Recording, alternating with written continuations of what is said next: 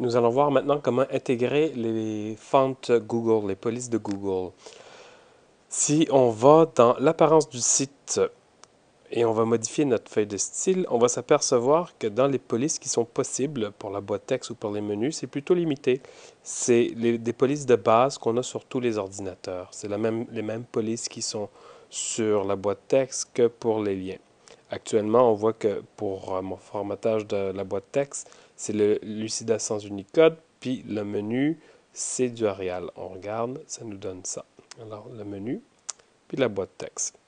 On va aller ajouter des polices Google. Pour ça, je vais aller dans Ajouter des polices Google.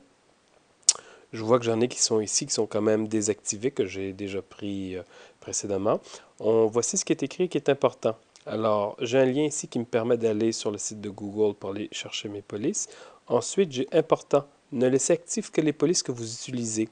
Ce qui veut dire que si j'apporte 5, 6, 7 polices, je devrais garder uniquement les deux polices que je vais utiliser actives parce que sinon, quand on va accéder à mon site, ça va quand même aller télécharger les feuilles de style et les polices sur Google et ça risque d'être plus long à télécharger le site. Et l'autre truc que ça nous dit, c'est n'importer qu'une famille à la fois. Alors, c'est bien d'en importer juste une à la fois. L'outil de Google nous permet d'en importer plusieurs, mais on n'arrivera pas à les gérer par la suite. Alors, voici ce que je fais. Je clique sur Google Web Fonts. Voici l'interface. Ça me dit qu'il y a 613 familles. Il est juste en anglais si je ne me trompe pas. Vous pouvez fouiller, mais d'après moi, c'est ça. Il y a plein de façons de trouver les polices qu'on veut. On peut y aller par l'épaisseur, par si c'est oblique ou pas. Vous voyez, si je m'amuse à jouer là-dedans, ben, ça change le nombre de familles que j'ai. Et regardez, je vais le refermer ça pour retourner à mes 613 familles. Puis ensuite, j'ai juste besoin de défiler, puis aller chercher la famille que je veux. J'en ai en prendre une au hasard, quelque chose qui est assez, regardez, ça c'est assez spécial, la Bedford ici. Alors ce que je vais faire, je clique sur Add to Collection et voici, elle est en bas. Ce que je peux faire, je peux aller la revoir sous plusieurs formats pour voir à quoi ça peut ressembler.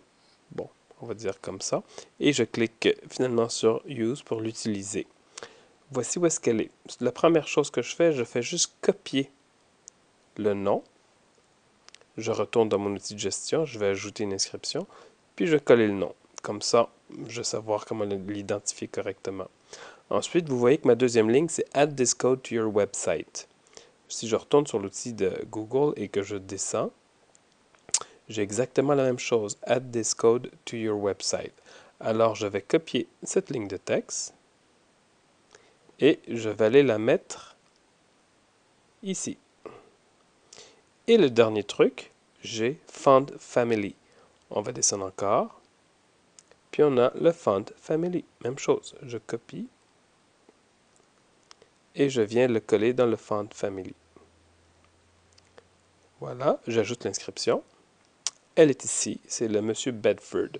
Je vais retourner à l'apparence du site. Je vais aller modifier ma feuille de style.